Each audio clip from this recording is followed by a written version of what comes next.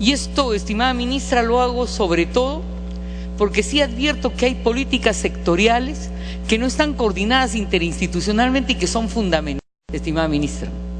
Por ejemplo, todos sabemos que la tasa de edad de las personas privadas de la libertad en su mayoría oscila desde la juventud en los centros ocupacionales, desde los 13 años hasta los 30 años. Es decir, mayoritariamente la población con capacidad productiva y creativa está privada de libertad. Y entonces aquí tenemos un reto significativo, no solo de prevención política criminal, sino de política educativa de naturaleza desadictiva en los centros de tratamiento semiocupacionales como el CEO, que está bajo gestión del Poder Judicial, o el Instituto Santa Margarita en igual situación. He visto una línea que no dice más, ¿no? De diagnóstico, evaluación, diseño, ¿no? De lo que sería una política educativa para educandos privados de libertad. Y no me conformo, ministra, ¿sabe por qué? Porque por ahí hay un elemento de humanización y de inclusión fundamentales, porque la política laboral que ofrece este gobierno es capacitación, ¿no es cierto? Capacitación, no es inserción laboral para el primer emprendimiento, aunque fuere mínimo, y eso es central, ministra, para la lucha contra el delito. En segundo lugar, si me permite, veo todavía en un plan bien hecho y estructurado algunos parámetros futurólogos, lo diré medio en broma y medio en crítica, ¿no? Que también se planteaban en el diseño de la ministra anterior: diseño en proceso, mapeo, conformación de comisión, lineamientos. No me voy a referir a qué específicamente, pero es una metodología, ¿no? Es decir, programar. Estamos a 2 años de gobierno, deberíamos decir, hacemos esto, aunque sea en pequeño, pero ya lo hacemos. Por ejemplo, en política educativa orientada a prisiones, hacemos esto, y nuestras metas son estas y concretas: coordinación institucional con el Ministerio de Justicia, política criminal preventiva en el ámbito educativo. Eso a mí me parece fundamental. Concluya. Señor del congresista Lescano, que se ha retirado. En tercer lugar, ministra, sí quisiera hablar de una técnica pedagógica que en ciencia procesal penal le llamamos la capacitación de capacitadores, que permea todo el mapeo del diagnóstico que nos ha presentado. Cuando se habla de formación de acompañantes y de acompañantes pedagógicos, yo quisiera saber qué es eso, ¿no? Porque hay muchos formadores de acompañantes, o sea, los capacitadores originarios, ¿no es cierto? Los que van a capacitar a capacitadores más masivos. La pregunta es si es pedagógica, no es gestión institucional obviamente, es enseñanza. ¿Ya cuál es el sentido de esa formación de acompañantes? ¿Tendrá la ambición de ser un sentido productivo que los forme al salir de la educación secundaria para proyectar algún emprendimiento en la vida? Ministra, esto es central en un país pobre como el nuestro. Basta de hacer formación teórica, ¿no es cierto? En los gobiernos regionales, ministra, en algunas regiones recién están haciendo el mapeo, para usar el lenguaje, de qué carreras se necesitan en esa región, desde la perspectiva geofísica, territorial, recursos naturales, etcétera. De otro lado, sí quisiera una evaluación de la transferencia de las funciones a los gobiernos regionales y municipales. En general, en el ambiente político, ministra, hay una percepción pesimista de lo que ha significado esa transferencia. El ministerio ha perdido su carácter de ente rector de la política educativa, y los niveles de organización de los gobiernos municipales y de los gobiernos regionales parecen, me puedo equivocar, no estar a la altura de la necesidad de proyección educativa orientada pues hacia el mediano y largo plazo que nuestro país necesita. Permítaseme culminar, señor presidente, hablando algo de género. Siendo la ministra mujer, el enfoque de educación para la mujer, que es consciente de que hay disparidad desde el punto de vista de la realidad en el ámbito educativo, de repente por falta de espacio, ¿no? Como sabe, ministra, según la evaluación censal 2010, en los ámbitos rurales solo el 7.6 alcanzó el nivel primario, en contraste con el 35.5 en el área urbana. Y como sabemos, el dicho de Vallejo de qué estar haciendo a estas horas tan tardía Celandina y dulce Rita de Junco y Capulí, va más allá del poema. Es un hecho que las mujeres rurales, sobre todo las niñas, tienen menos acceso a la educación. ¿Qué políticas de discriminación positiva, de promoción de la educación? Pero es un hecho también que la mitad de lo producido, sobre todo en el ámbito productivo del acceso a alimentos de la mesa, tiene que ver con manos de mujer. ¿Qué vamos a hacer, ministra, para incorporar educación productiva, educación agraria, pero también educación, ¿no? La meta no puede ser solo dejar del analfabetismo, ¿no? La meta tiene que ser capacitar a las productoras en todo un esfuerzo por la producción tecnológica y por el adueñamiento del desarrollo científico tecnológico orientado a la producción rural. Gracias, señora ministra. Muy bien, congresista. Congresista Octavio Salazar. Gracias, señor presidente. Un saludo cordial a la señora ministra y a todos los señores congresistas. Indudablemente, presidente, que el país requiere de 3 reformas importantes para poder avanzar en un camino importante y recoger en el buen sentir lo que la economía viene haciendo por el país. Y me refiero específicamente a la educación, a la salud y a la seguridad. De ahí la importancia de la educación. Créanme que este es un listado de muy buenas intenciones, pero que indudablemente, si esto no tiene un rumbo claro, si no está el dinero para poder justificar todas y cada una de las aspiraciones que se encuentran en este documento, no hemos dicho absolutamente nada. Aquí la importancia de esto, presidente, es que tengamos nosotros, para poder seguir avanzando en este camino de la educación, necesariamente tenemos que arribar, presidente, a ser pilotos, una región en la costa, una región en la sierra, una región en la selva. Y a esas 3 regiones que nosotros elijamos, presidente, pues hay que invertirle todos los recursos para ver y comenzar a hacer ensayos, cuál es el producto final que sale de los alumnos en cuanto a su capacitación, a su especialización. Si no, no hemos dicho nada. Con esto tendemos a ir perdiéndonos en el espacio, en la nebulosa, y no aterrizar absolutamente en nada. Y lo peor de todo, presidente, es que hoy en día somos un país que tiene recursos y que hay que orientarlos hacia la educación. La educación es un tema vital para poder seguir desarrollando, y si nosotros no lo hacemos, caemos en este tema del absurdo, y sin ningún tema que nosotros podamos lograr mejorar estas cosas. Se ha aumentado el presupuesto, presidente, es verdad, hay un aumento del presupuesto, pero también es verdad que aquí se están considerando universidades, una serie de institutos que son ajenos al tema principal, que es la educación primaria y secundaria. Aquí estamos viendo, presidente, nos están faltando profesores, urgente, no tenemos profesores. Uno camina 4 o 5 cuadras del centro de la ciudad, encuentra un colegio nacional y faltan profesores. Tenemos problemas de bullying y no hay psicólogos, no hay profesores de educación física. Existen en los asentamientos humanos las aulas múltiples, presidente, donde estas aulas múltiples estudian jóvenes de primera y secundaria, segundo, tercero, cuarto y quinto de secundaria. Esas son las realidades. Por ello, si esto no se cambia, no hemos dicho absolutamente nada.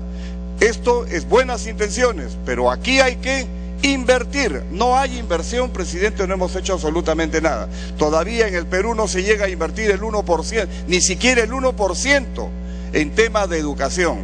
Y lo ideal es llegar al 6%, como muy bien lo dice el Acuerdo Nacional. Pero hay que hacer los esfuerzos, presidente. Estamos, creo, hoy en día el país, el gobierno tiene un presupuesto de... Concluya, congresista.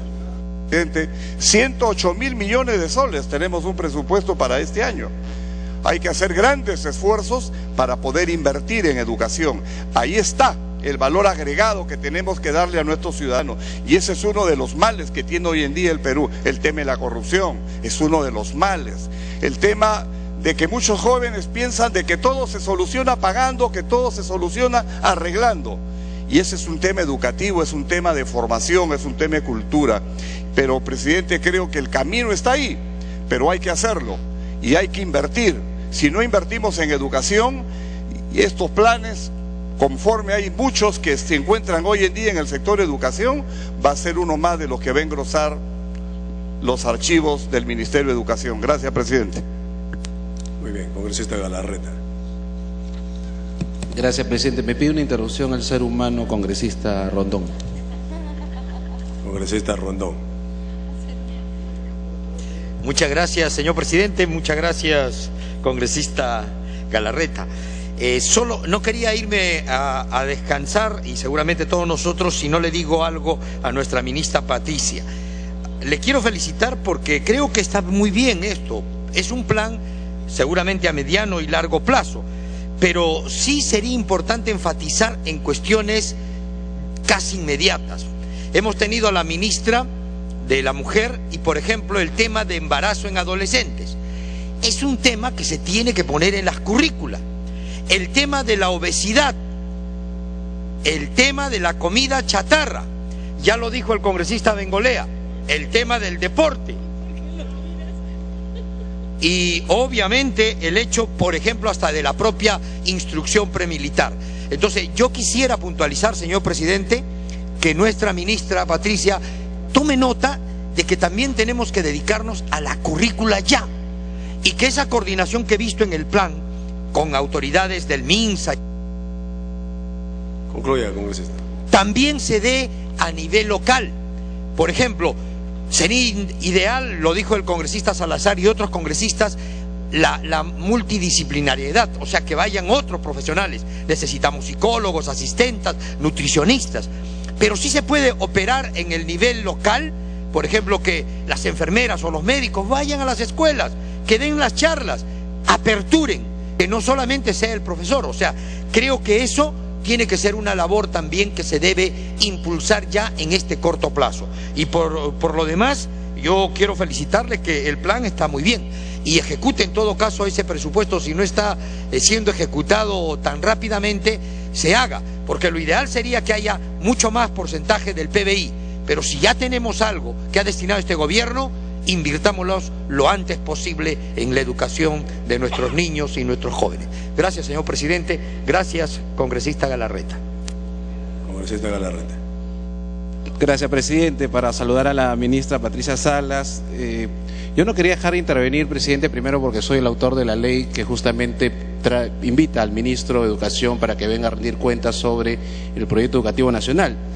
Y quiero decirlo otra vez suyo, presidente, a la ministra Patricia Salas, a quien le tengo aprecio. Sin embargo, tengo que decir que a 1 año y medio lamento no recibir de la gestión de la señora ministra de Educación la velocidad que hubiera esperado. La ministra es una ministra muy preparada, es ella una de las autoras del proyecto educativo nacional, y yo esperaba que la reacción del gobierno en materia de educación sea mucho más rápida, mucho más incluso eficiente por los temas que le voy a comentar.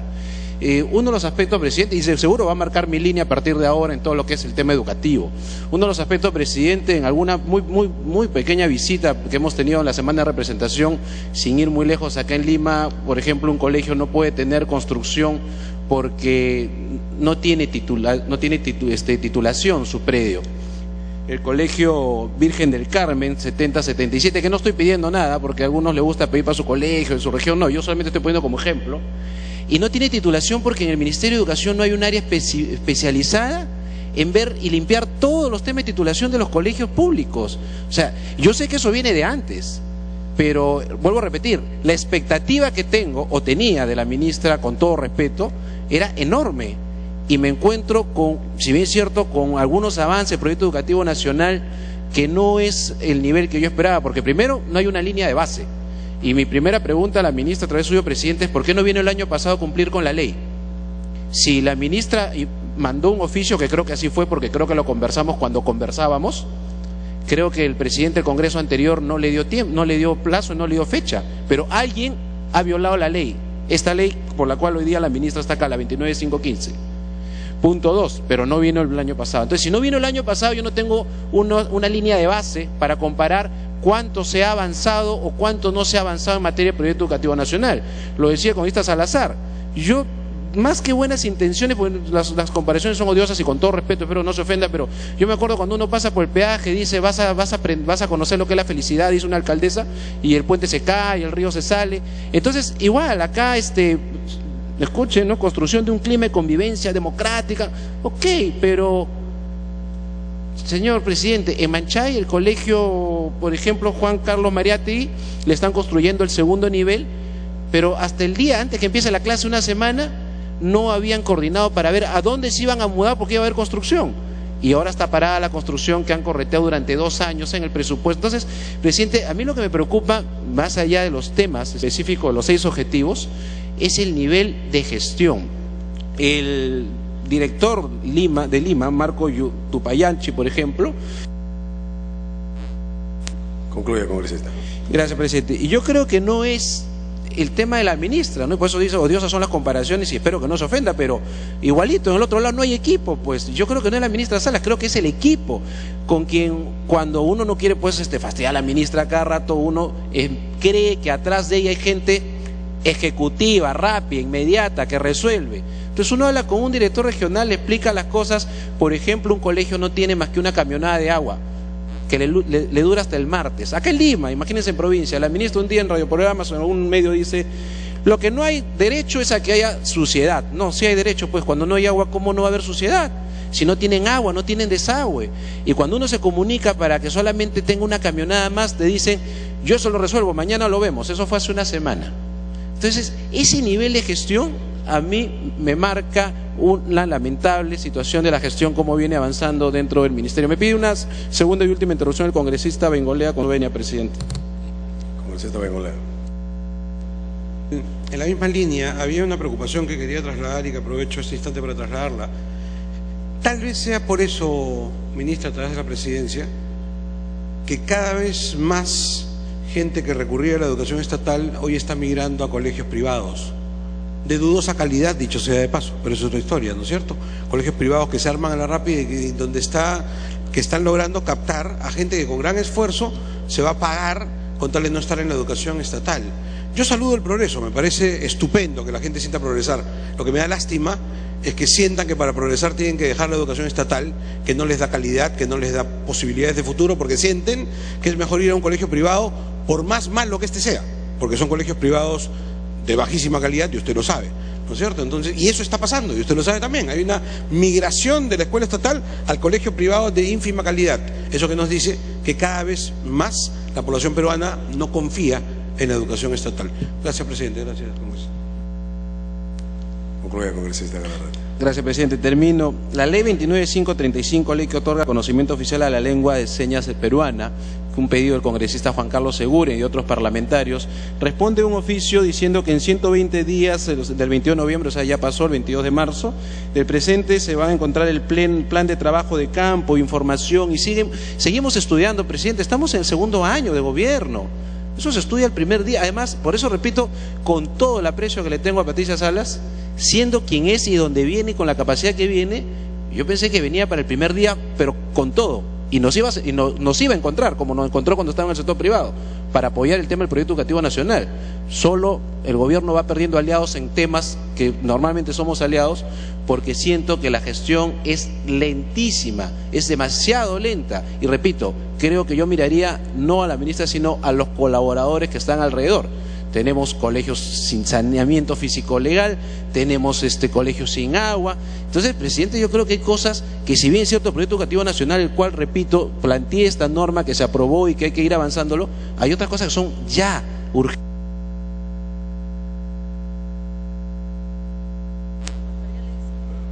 Concluya, 20 segundos. Gracias, presidente. Termino, pero igual me voy a quedar parado porque no estoy cansado. Algunos pueden estar cansados y quieren sentarse. Presidente, pero lo que quiero dejar claro es que nosotros, que creemos en el proyecto educativo nacional Los Avances, necesitaríamos exactamente porcentaje. Por ejemplo, yo le diría, y me puede dar, ya que hablamos de cifras, porque he visto temas cuantitativos, ¿a cuánto estamos del proyecto educativo nacional? ¿A qué porcentaje estamos de lo que se proyecta para el 2021? Pero sobre todo, presidente, la gestión. La gestión que cuando uno ha querido colaborar o ha plantear alguna propuesta, ha encontrado puertas cerradas, y ni qué decirle de temas ya específicos que no vienen al caso porque no es mi estilo, pero lo que tengo claro es que ya no converso con la gente del ministerio ni...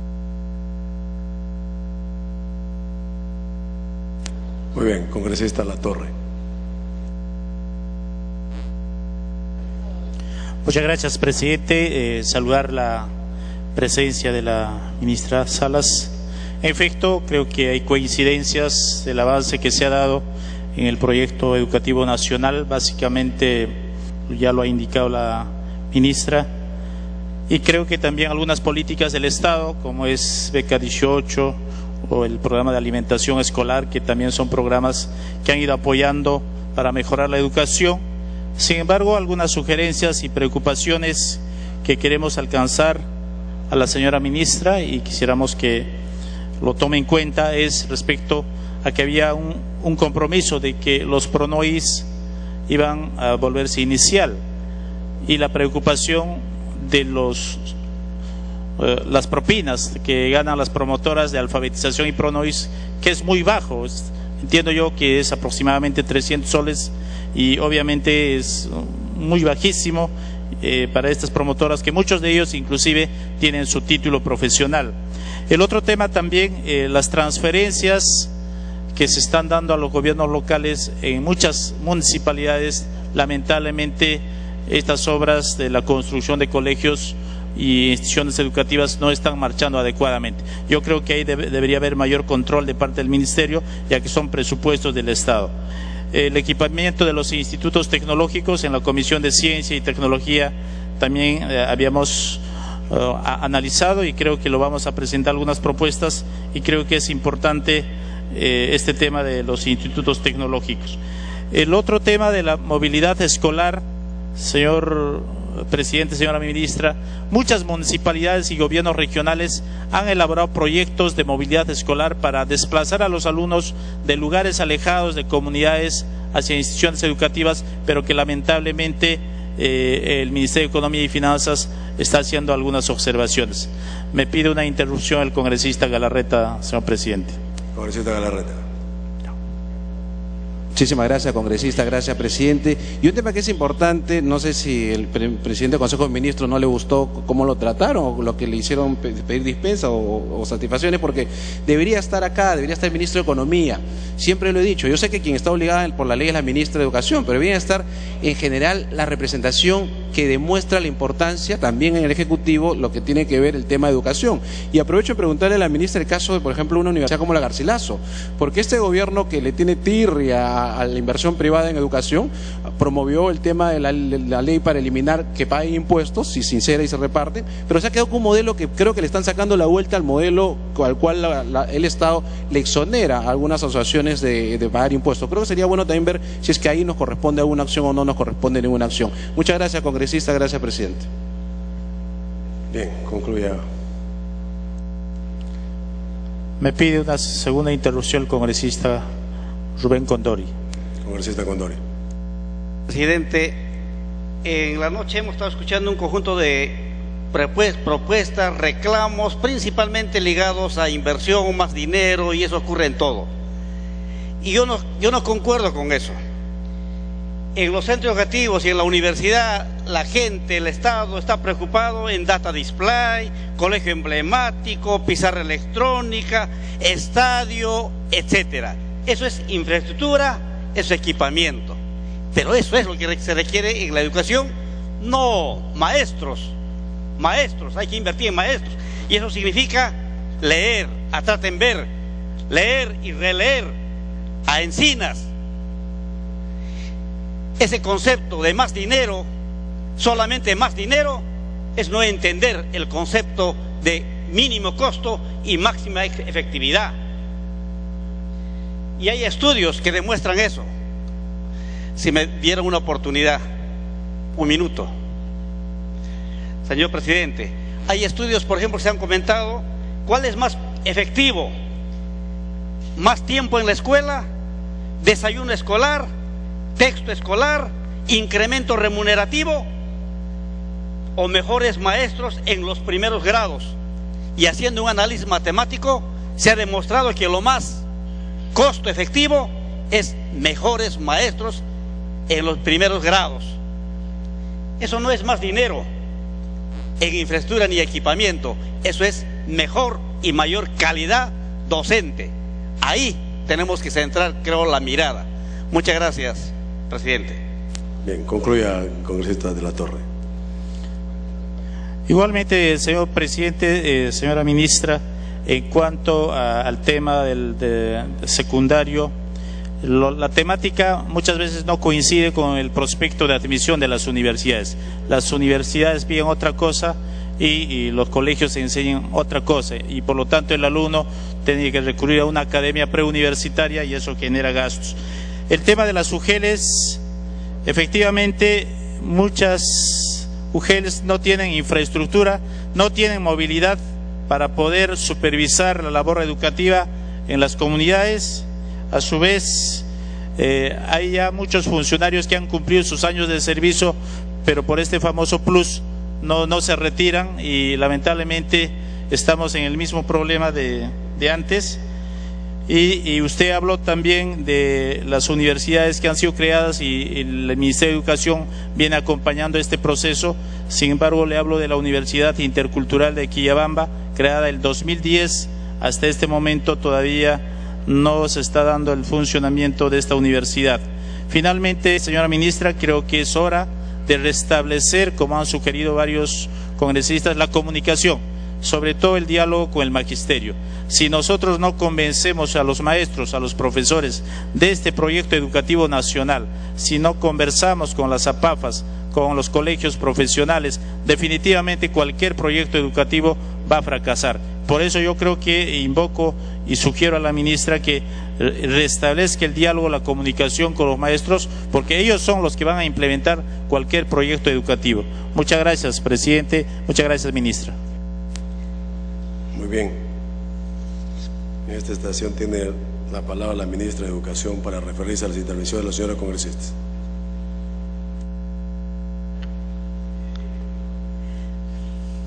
Muchas gracias, señor presidente. Intentaré dar respuesta a todos los planteamientos que se me han hecho. En primer lugar, quiero referir que lo presentado hoy no es ningún proyecto, no es ninguna aspiración. Hemos hecho un relato de lo que se ha hecho en el año 2012, porque se nos ha pedido los avances del proyecto educativo nacional. No hemos presentado los temas que estamos trabajando para el 2013 y en adelante. Entonces, es cierto que hay muchas cosas que en el 2012 estaban en diseño, en mapeo, y también es cierto que la problemática educativa es muy compleja y es muy antigua y se va a tener que marchar en diferentes ritmos. Hay cosas que están más avanzadas, en pleno proceso de ejecución, hay cosas que hay que abordar progresivamente y ojalá de la mejor manera posible. Cierto es que el proyecto educativo nacional no tiene un conjunto de indicadores que nos ayuden a dar una cuenta precisa de los avances del mismo. Eso nos plantea un problema en la, digamos, confluencia de lo que eventualmente estamos observando o evaluando nosotros que presentamos el informe y ustedes y el Congreso de la República, que en este momento lo está pidiendo. Hago un paréntesis para señalar que efectivamente el año pasado nosotros oficiamos al Congreso de la República para informar sobre este tema. Lamentablemente, desconocemos las razones, eso no pudo ser. En este punto de no tener indicadores para el proyecto educativo, quiero plantear un tema, digamos, crítico que hemos encontrado en la gestión y que eventualmente es una de las dificultades para hacer movimientos un poco más organizados y un poco más rápidos. Y es que un elemento que se ha perdido estructuralmente en el Estado para el sistema educativo es el elemento información, el elemento planeamiento y el elemento estadísticas. Entonces, no contamos con información que pudiéramos recoger de manera confiable desde las escuelas, pasando por las UGELs, las direcciones y gobiernos regionales y el propio Ministerio de Educación. Eso nos genera a nosotros serios problemas para tomar decisiones.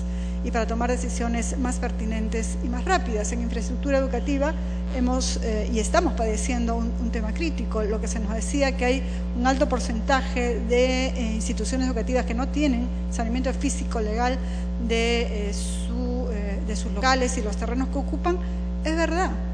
El déficit, sí tenemos la unidad para hacerlo, el ritmo al que puede avanzar ese proceso es absolutamente menor a la demanda y a la magnitud de este problema, pero eso es solamente un elemento más de cómo en el Estado peruano huelgan, no tiene sentido dar razones y buscar análisis al respecto.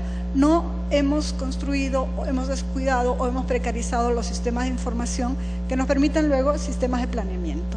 Esas cosas no existen. Y como no tenemos un sistema de planeamiento, no tenemos un elemento que ayude a vertebrar la gestión educativa dentro del propio Ministerio de Educación y mucho menos del Ministerio de Educación con el conjunto de los gobiernos regionales, que, como sabemos, son los responsables de la gestión educativa.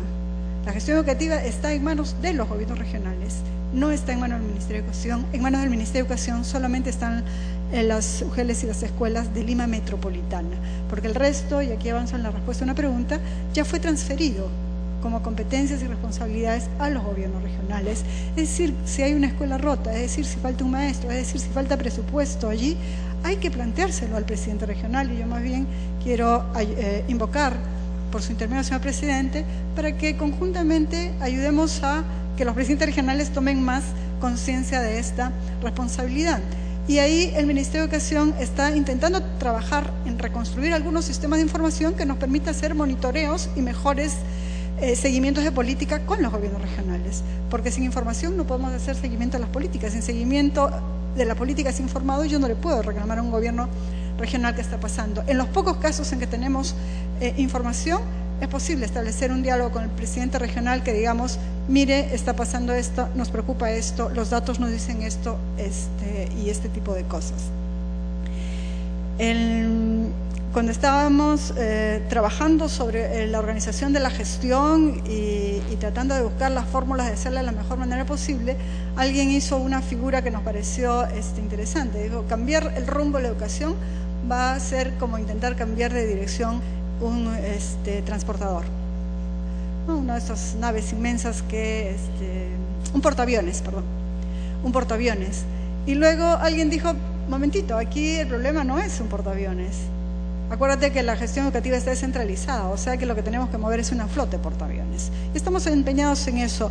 La frustración por la velocidad es absolutamente compartida, pero con la misma responsabilidad la asumimos y estamos trabajando en ese tema. Por eso, los pilares del cambio educativo para nosotros son tres.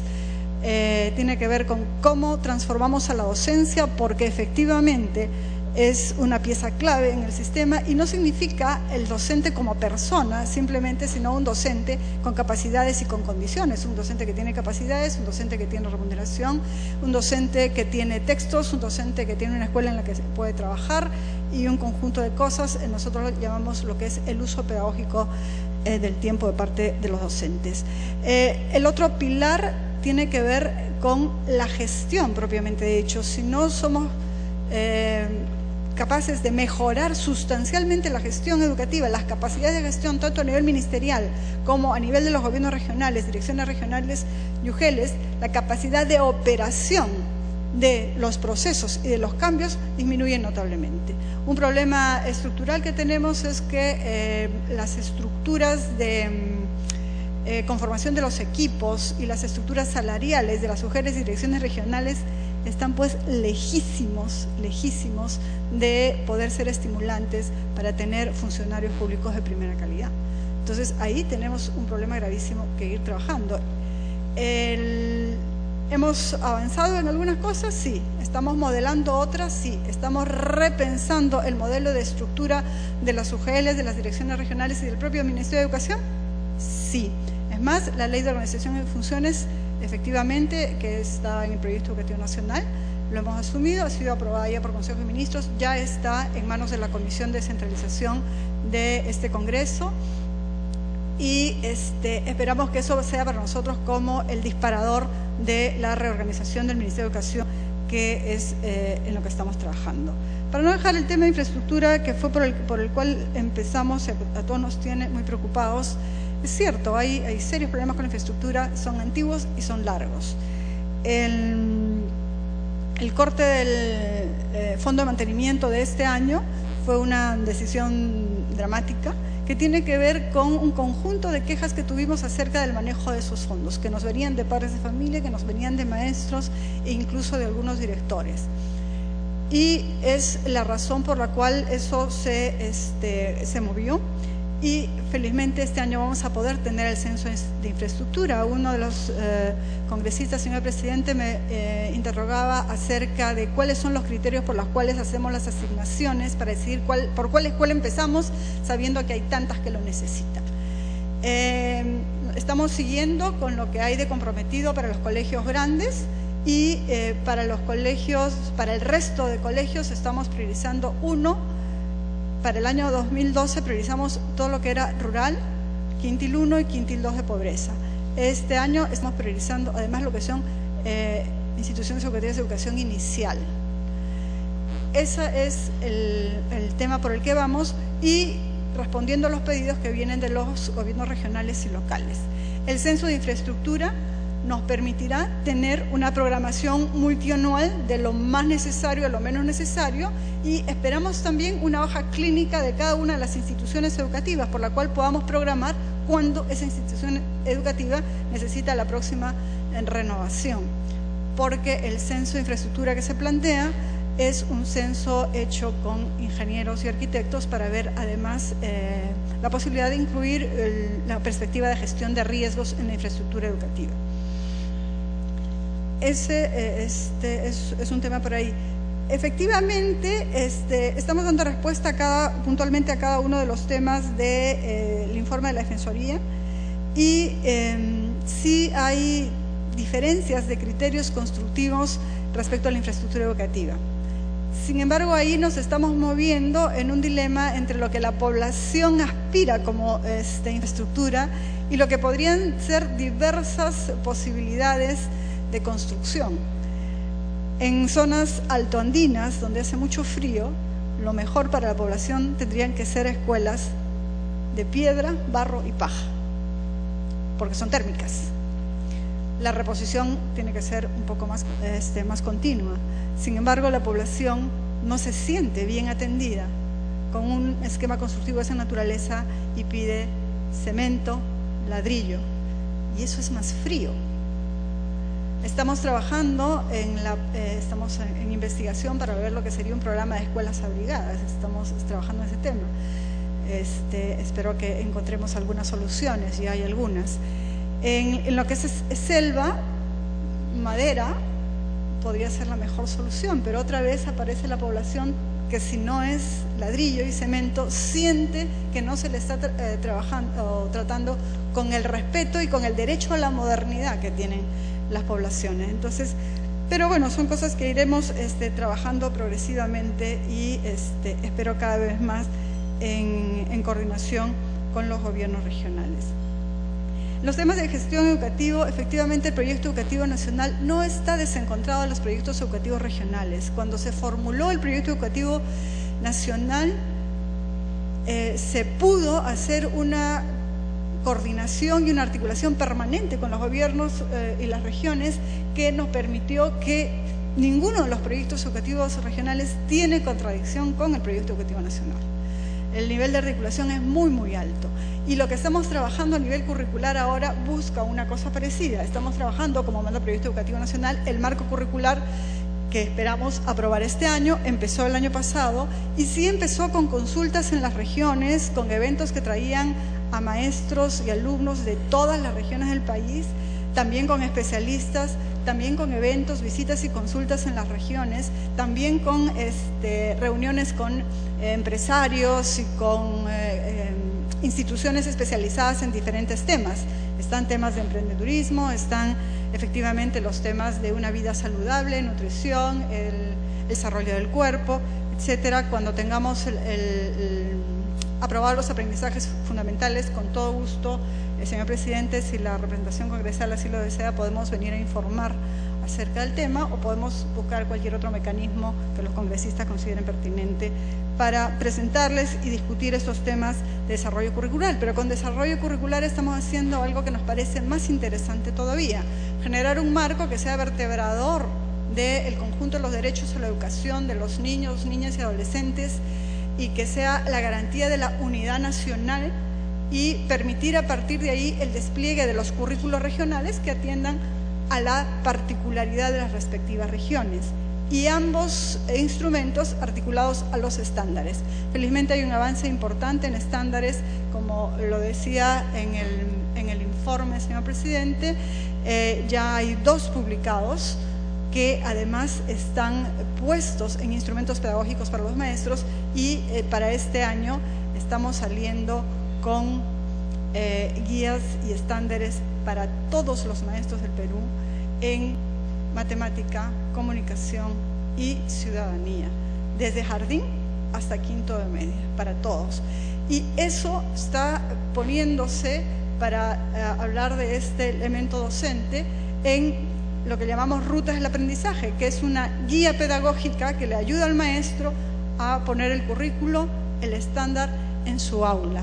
Es decir, un instrumento pedagógico para el trabajo y la práctica directa de docente en el aula. Y a partir de ahí, articulado a una plataforma virtual que le permita hacer una interacción desde yo no puedo esto, ayúdenme por favor, a descubrí esto, me funcionó muy bien y lo pongo en la plataforma como un elemento y un espacio de trabajo y perfeccionamiento pedagógico que debe articularse a todos los mecanismos de capacitación que están en marcha. El currículo escolar es pues para nosotros una preocupación importante, porque nos pone de cara al futuro, nos pone de cara al derecho, nos pone de cara a la nacionalidad y nos pone de cara a la diversidad, y esos son los desafíos que nos estamos proponiendo al respecto. Respecto a los temas de inclusión, se han tratado algunos temas importantes que tienen que ver, por ejemplo, con la educación rural y la educación intercultural bilingüe. El esfuerzo que se está haciendo en educación rural es muy grande. Todo lo que es el programa de logros de aprendizaje que está en el presupuesto por resultados tiene el elemento de acompañamiento pedagógico focalizado en escuelas rurales por 3 años por lo menos, porque hay estudios que nos dicen que para variar una práctica pedagógica y dejarla instalada de manera sostenible, el maestro necesita un trabajo de entre 3 y 5 años.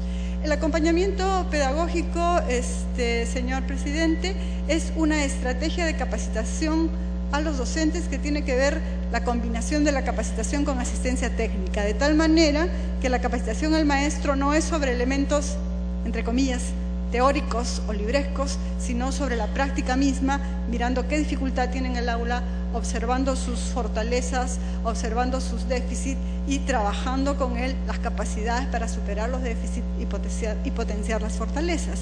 Eso asociado a lo que se llaman espacios de interaprendizaje, en donde grupos de maestros comparten lo que saben, lo que no saben, lo que quieren aprender, y talleres que vienen a complementar desde fuera las necesidades de complementación docente. Esta es la estrategia de mayor profundidad en la capacitación docente, que tiene que ver directamente con las prácticas docentes, y es la más presencial de todas. Estamos trabajando en modalidades que van de lo virtual total a esta que es la presencial más fuerte en los procesos. Respecto a educación intercultural bilingüe, el problema es efectivamente grave por muchas razones. La asociación de intercultural bilingüe es un mensaje claro en el cual, como decía la congresista, señor presidente, se quiere vincular siempre lengua a cultura. Que para el sistema educativo peruano no se puede disociar lengua de cultura. Sabemos que eso es todavía un camino por recorrer. Nosotros estamos por eso teniendo un fuerte trabajo en lo que es preparación de maestros en educación intercultural bilingüe. Estamos teniendo algunos sistemas de captación de maestros originarios de las zonas y de las comunidades para capacitarlos como maestros. No todos los hablantes de la lengua pueden ser profesores en la lengua ni profesores de la lengua. Se necesita pasar por una capacitación. No todos nosotros podríamos ser maestros o maestras de lengua española, por más que la hayamos hablado toda nuestra vida.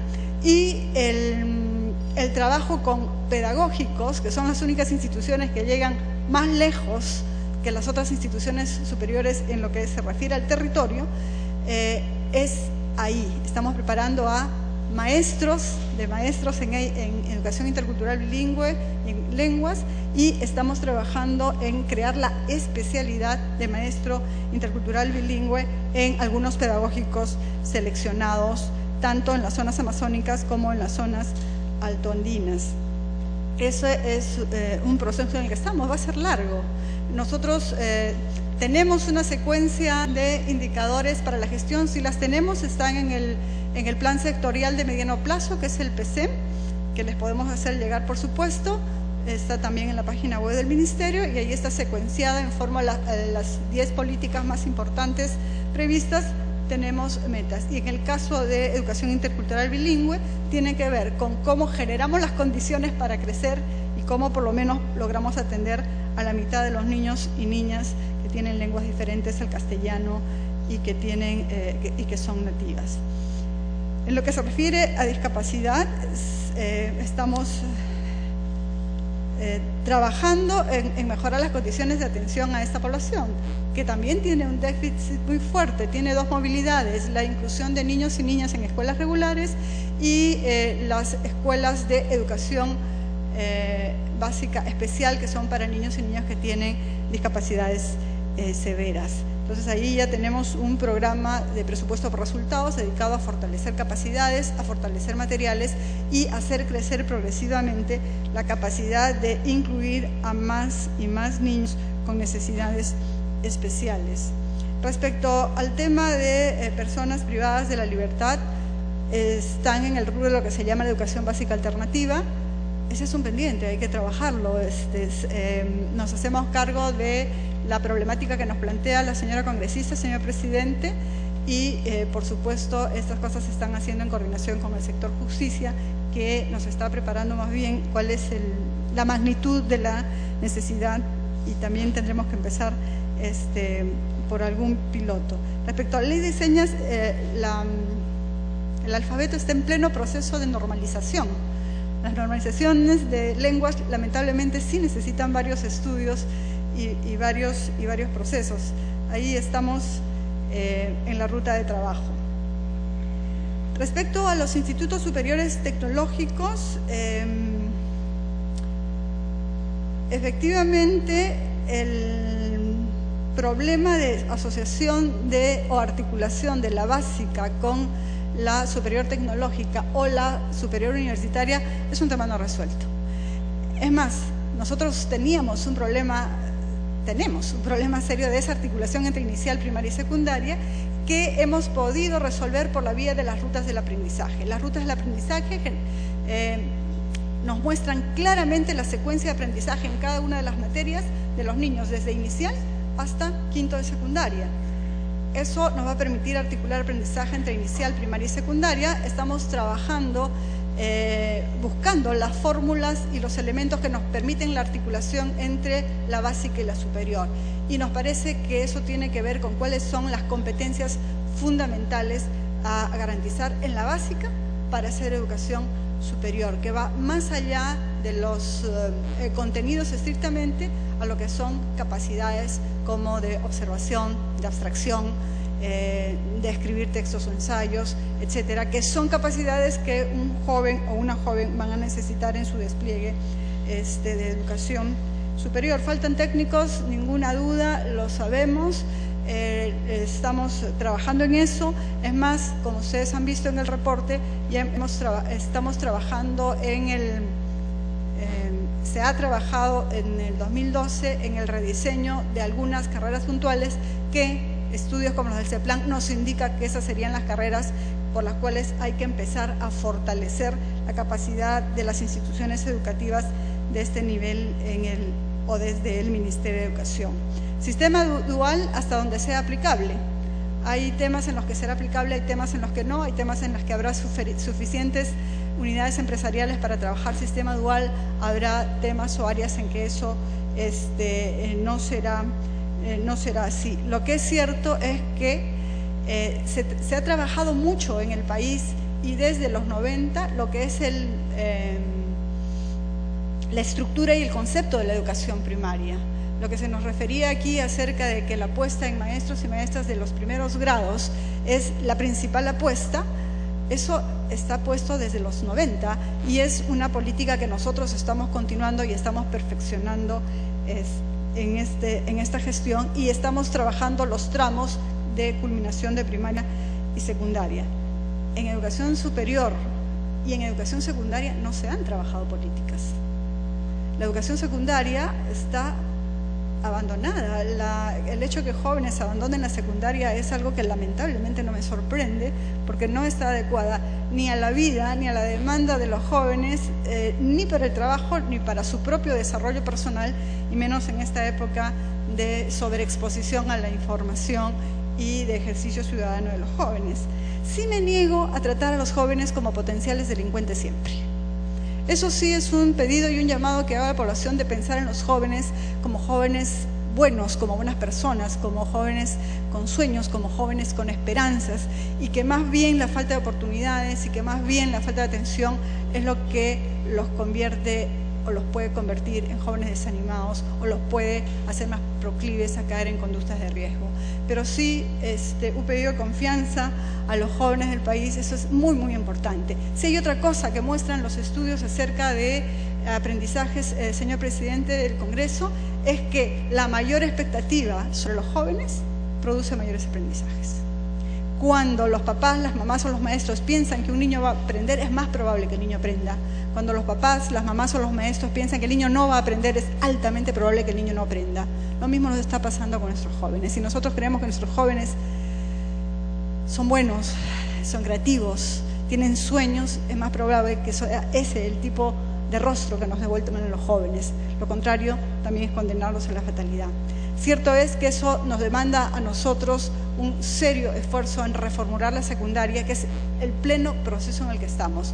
La secundaria es un desafío a nivel rural por la dispersión y la falta de cobertura, pero a nivel urbano lo es como propuesta educativa y propuesta pedagógica. Las pruebas PISA se tomaron a finales del año pasado y los resultados se darán a finales de este año. Ese es más o menos el cronograma. Este año se aplicarán las pruebas del laboratorio de UNESCO, esas son en la primaria. De las pruebas PISA, el movimiento que haya de la anterior prueba a esta no debe generarnos grandes expectativas, porque en los últimos 40 años se ha hecho muy poco sobre la educación secundaria. Entonces, ahí es un trabajo que recién se está emprendiendo y luego iremos viendo los resultados. Cierto es, y se dijo acá, que la educación de los niños y de las personas tiene tres fuentes importantes: la propia familia, la escuela y la sociedad en la que vive. El conjunto de valores, el conjunto de comportamientos y el conjunto de cosas que aprendemos y con las cuales desplegamos nuestra vida, las vamos aprendiendo desde esos tres espacios. A cada uno nos toca cumplir nuestro rol y nuestro papel, pero efectivamente no podemos responsabilizar a uno de ellos por el conjunto de la vida de las personas. La escuela está llamada a cumplir un rol y nosotros lo tenemos definido en el Proyecto Educativo Nacional, lo tenemos definido en el currículo escolar y nos comprometemos con eso. Sabemos la importancia del arte, del deporte, de la educación laboral, de la orientación vocacional y de los psicólogos en las escuelas. Estos son temas que se están abordando y se irán abordando progresivamente y vamos a tener que desplegar un conjunto de elementos lo más creativos posibles para poder atender todos esos temas. ¿Cuántos profesores nuevos de educación física hay en este año? Este año solamente hay profesores nuevos en educación inicial. Y eso lo hemos visto en el presupuesto de la República. El presupuesto de la República no ha validado ninguna plaza nueva que no sea para educación inicial. por lo que nos seguiremos organizando de múltiples maneras para atender todas estas necesidades. Efectivamente, hay una importante oferta del sector privado en las áreas urbanas para educación. Y efectivamente es una responsabilidad nuestra, y la asumimos, el mejorar la educación pública para que sea de primera calidad y sea competitiva con la del sector privado, pero sobre todo sea la educación que necesitan y a la que tienen derecho los ciudadanos y ciudadanas peruanos. El sector privado, por su crecimiento, más bien nos está demandando ya al Ministerio de Educación un conjunto de elementos que nos ayude a mirar de qué manera no perder de vista la posibilidad de que se conviertan en una estafa para las familias y los estudiantes que acuden a ella. Respecto al tema del presupuesto, efectivamente el presupuesto ha crecido y la propuesta, señor presidente del Congreso, es que nos pongamos de acuerdo con la Comisión de Educación, si les parece bien, en una metodología clara de establecer cuál es el crecimiento respecto al PBI el presupuesto de educación respecto al PBI, para que no tengamos ninguna controversia respecto a la fuente o a la forma de cálculo de este elemento, y así podemos hacer un seguimiento más estricto de lo que es el crecimiento del PBI en lo que se refiere al movimiento que propone el Acuerdo Nacional, de tal manera que podamos dar una cuenta más precisa de ese tema. La ejecución presupuestal no fue todo lo que esperábamos, es verdad, pero no llegó a 42, sino llegó a 58.6%. El 2010 fue de 63, el 11 del 73 y efectivamente el 12 del 58%. Y eso tuvo que ver con el retraso en los ciclos de los proyectos de generar expedientes técnicos que nos permitieran hacer toda la ejecución presupuestal que estaba prevista en inversiones, lo cual no es dinero perdido, sino que pasa como continuidad de inversión, porque las obras fueron empezadas el año pasado y continúan durante este año. Se nos ha preguntado también de qué fondos de inversión va a salir el dinero que está en la ley 30.002 para efectos de financiar algunos otros gastos del Ministerio de Educación. Y también tiene que ver con el cálculo del ciclo de vida de los proyectos. Cuando se pone un proyecto en el presupuesto, se asume el 100% del costo del proyecto, pero luego uno ve el ciclo del proyecto y cuando ve el momento de expediente técnico en el que está y los tiempos de licitación que tiene que tomar, sea para contratar expediente técnico o para contratar obra, uno encuentra que va a llegar al 60% o el 70% del proyecto. Entonces ello hace prever que va a haber una cantidad que va a tener que manejarse por continuidad de inversión y que no va a ser ejecutada este año y que por lo tanto se puede destinar a otros elementos sin afectar la inversión prevista. Respecto a lo que se refiere a la formación de los docentes, sí, pues es una preocupación muy importante y, como se ha dicho, se está trabajando múltiples modalidades, metodologías y duraciones de esta herramienta tan importante para trabajar con los maestros y con las maestras. Nos pregunta por qué no se quitó la nota 14, cuál es el papel que cumple la nota 14 respecto al ingreso a los institutos pedagógicos. Esta nota 14 ya no existe, ya no se usa en los institutos pedagógicos de Estado ni en ninguno otro que no lo quiera usar a nivel individual. Lo que se ha hecho es reformar el sistema de ingreso a los institutos superiores pedagógicos para que haya una mejor selección de estudiantes en los institutos y se favorezca también, por razones de equidad, el ingreso de poblaciones focalizadas para maestros de comunidades amazónicas o maestros rurales en las áreas en que estos son necesarios. Y es parte de lo que estamos haciendo con los jóvenes en las carreras de educación, trabajar con ellos propuestas curriculares y propuestas de acciones que nos permita una renovación del compromiso de la calidad y de la vocación de los maestros con su profesión y sus estudiantes. Respecto a Caliwarma, lo único que podemos decir es que efectivamente estamos coordinando con la ministra de Desarrollo e Inclusión Social, correré traslado de las preocupaciones que aquí se nos han planteado y, por supuesto, desde el Ministerio de Educación nos hemos comprometido a todas las medidas que sean posibles mejorar la calidad y oportunidad de los servicios.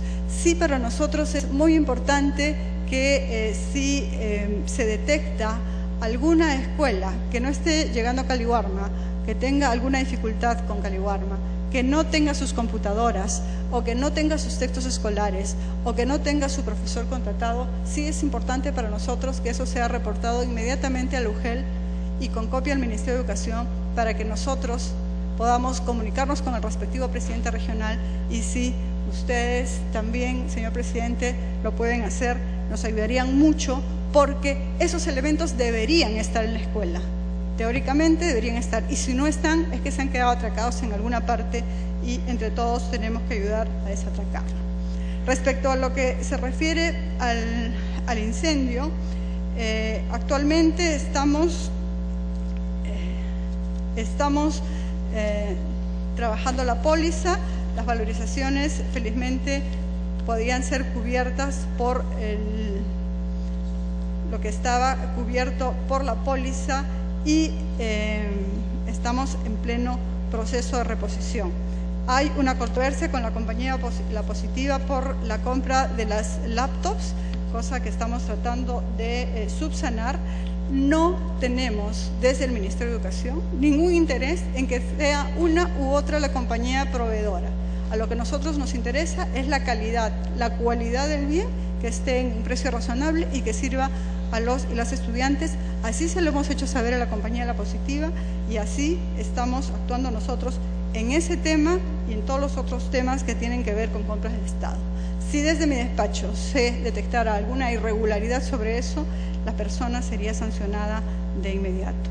Respecto a qué ha pasado con los responsables o los que se les imputó la responsabilidad o la probable responsabilidad del incendio, lo que reportó Seguridad del Estado y las investigaciones de la compañía de bomberos y la policía es que lamentablemente por la forma en que se tuvieron que remover los escombros no era posible determinar con exactitud cuál era la causa del incendio y establecer responsabilidades directas. Entonces lo único que se están estableciendo son responsabilidades administrativas. Hay ya 2 personas encausadas desde la Fiscalía de la Nación y 2 personas con procesos administrativos dentro del Ministerio de Educación. El otro tema sobre el que se nos planteó una pregunta tiene que ver con el analfabetismo. Lo que se reporta de acuerdo a las encuestas nacionales de hogares que hace el INEI es que el analfabetismo está en 7.1%. A nosotros nos preguntan cuál es la estrategia por la cual vamos a seguir el tema y la estrategia es una estrategia que empieza con la persona iletrada y en un periodo de entre 3 y 5 años, dependiendo la característica de cada una de ellas, puede terminar la primaria. La estrategia sostenible de alfabetización que luego no se pierda es esta que tiene articular la alfabetización con la articulación a la primaria de básica alternativa, de tal manera que las personas que sean alfabetizadas no corren el riesgo de perder lo poco aprendido. Existen experiencias internacionales, evaluaciones de UNESCO, que dicen que los procesos de alfabetización por campañas no son sostenibles, por eso estamos optando por este canal. Y hemos empezado focalizando por el Braille, pero esperamos crecer en esta estrategia. Sobre el colegio Micaela Bastidas que se preguntaba, el colegio felizmente ya ha podido empezar clases, el seguro se ha hecho cargo de los temas, los baños están funcionando normalmente y las aulas provisionales se están instalando. Sobre el tema de la violencia y los textos escolares, con todo gusto podemos tener acceso a los textos. Sobre el tema que se nos plantea, lo que podemos precisar es que los procesos se contextualizan en la historia de América Latina, se explica claramente el origen de Sendero Luminoso en el país, expresando que para el 78 Sendero Luminoso es un grupo fundamentalista, dogmático y genocida. Muestra el carácter antidemocrático y violentista de Sendero y su desprecio por la vida humana de las personas de toda condición socioeconómica. Describe la lucha contra el terrorismo y su derrota y analiza las consecuencias de dicha violencia, tanto las inmediatas como algunas que perduran hasta hoy. Respecto a los temas intersectoriales, felizmente estamos entrando en una ruta muy interesante. CUNAMAS es uno de ellos. CUNAMAS, si bien como ejecución está a cargo del Ministerio de Desarrollo e Inclusión Social, todo el tema educativo se trabaja con y desde el Ministerio de Educación. La política educativa, los contenidos y la lógica con que se hace la parte educativa del programa ha sido trabajado con el Ministerio de Educación y desde los lineamientos del Ministerio de Educación. Actualmente tenemos preparando otra intervención intersectorial que tiene que ver con educación, Caliwarma y el programa de salud escolar. El programa de salud escolar nos va a permitir trabajar lo que llamamos la Semana de la Salud en la Escuela. Esta Semana de la Salud de la Escuela implica que rotativamente las postas de salud o establecimientos de salud en los centros educativos a su cargo van a hacer visitas durante una semana. Esa semana la escuela trabajará de manera más intensiva los temas de salud, lo que es nutrición, estilos de vida saludable, enfermedades recurrentes en la zona, etcétera. Podrán contar con charlas del personal médico a los padres o a los maestros, pero además la posta hace un despistaje de talla, peso, hemoglobina, medición de vista y hace profilaxis antiparasitaria en una primera etapa y luego deriva a una segunda etapa a los centros de salud. La cobertura de Caliwarma es de 2.700.000 niños de inicial y primaria, eso es el 85% de nuestros niños de inicial y primaria, con proyección a crecer al 100%. Es la misma población que va a cubrir el programa de salud y esperemos que efectivamente más adelante podamos decir que vamos a hacer crecer este servicio para todos los estudiantes del Perú. En lo que se refiere a las APAFAS, efectivamente el aporte de las APAFAS no está prohibido. Lo que está prohibido es que el aporte de la APAFAS sea una condición para matricular un niño, porque ninguna razón debe impedir que un niño estudie y eso implica que la condición económica del padre o de la madre, que es muy pobre, no pueda aportar con una cuota de APAFA. Lamentablemente los déficits de la educación son más grandes, que necesitamos más bien la concurrencia de todos los actores. Por eso la movilización es la estrategia y la movilización es lo que nos permitirá cubrir muchos déficits, obtener algunos resultados y ponernos en la ruta de encontrar cómo el Estado, organizada y sistémicamente, va cubriendo las necesidades del sistema educativo.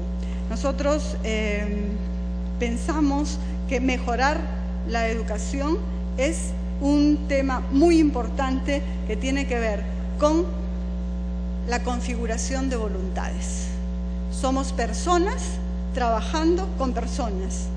Entonces, movilizar las voluntades de los propios maestros, del propio gestor público, de las propias familias en torno a la mejora educativa, eso es en lo que estamos trabajando, tanto en lógicas de capacidades objetivas, de materiales y condiciones objetivas, como en lógica de la subjetividad que siempre está a la raíz de las motivaciones de las acciones humanas.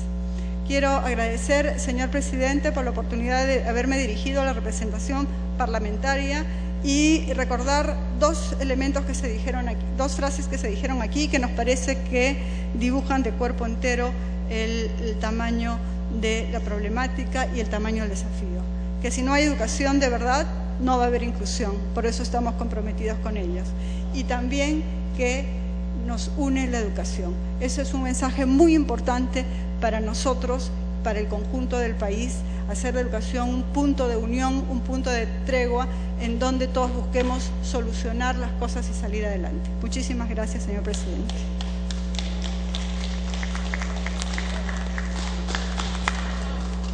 La presidencia agradece la exposición de la ministra de Educación y la invita a abandonar la sala de sesiones en el momento que la justicia es pendiente. Se suspende la sesión por breve término. Siendo las 12:46 de la mañana, el presidente del Parlamento, Víctor Isla Rojas, acaba de suspender por algunos minutos la sesión del Pleno que se viene desarrollando desde las 2 de la tarde del lunes 25 para que la ministra de Educación, Patricia Salas, pueda abandonar el hemiciclo luego de haber respondido cada una de las inquietudes y cada una de las preguntas de los parlamentarios que permanecen hasta estas horas de la madrugada acá en el Congreso de la República. Hay que señalar que esta jornada de trabajo que vienen realizando los parlamentarios acá en el hemiciclo del Palacio Legislativo se dio inicio a las 2 de la tarde y empezó con la presencia del ministro Juan Jiménez, presidente del Consejo de Ministros, quien llegó conjuntamente con la ministra de la Mujer, Ana Jara Velázquez, para hablar con respecto al cumplimiento de la Ley de Igualdad de Oportunidad entre el hombre y la mujer, ley número 28983, y durante todo el tiempo que permaneció tanto el premier como la ministra de la Mujer, ambos hablaron sobre el Plan Nacional de Igualdad de Género 2012-2017. Y durante esta exposición, la ministra de la Mujer dijo que se está trabajando en el tema preventivo, pero que es necesario que tanto el Ministerio de Salud, Educación, Mujer se va a dar cuenta de unas modificaciones al cuadro de comisiones. Ministerios trabajen de manera modificaciones conjunta. al cuadro de comisiones ordinarias correspondiente al periodo anual de sesiones 2012-2013. Comisión de Trabajo ingresa como accesitario el congresista Cerillo Basalá, Grupo Parlamentario Nacionalista Gana Perú. Ingresa como accesitario el congresista Tejada Galindo, Grupo Parlamentario Nacionalista Gana Perú. Ingresa como accesitario el congresista Gutiérrez Cóndor, Grupo Parlamentario Nacionalista Gana Perú. Comisión de Cultura, ingresa como accesitario el congresista Simón Munaro, Grupo Parlamentario Alianza por el Gran Cambio. Se va a votar a mano alzada los que estén a favor. ¿De acuerdo? Verifique el quórum, por favor.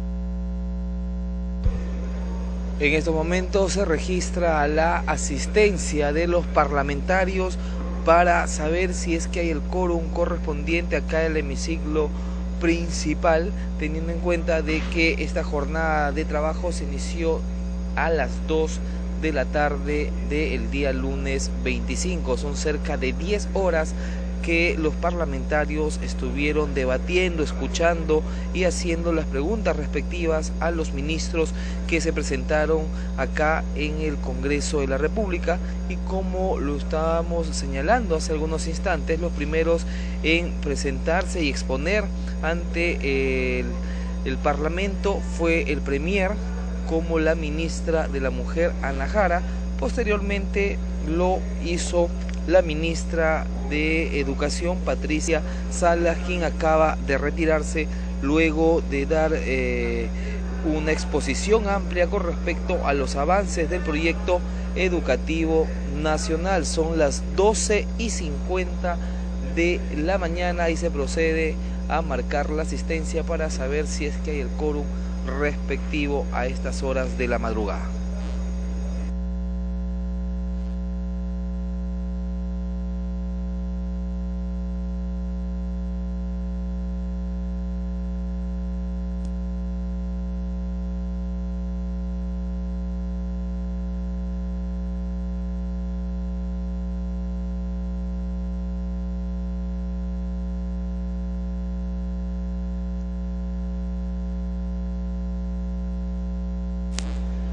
Tiene razón, el quórum de la presente sesión es 53.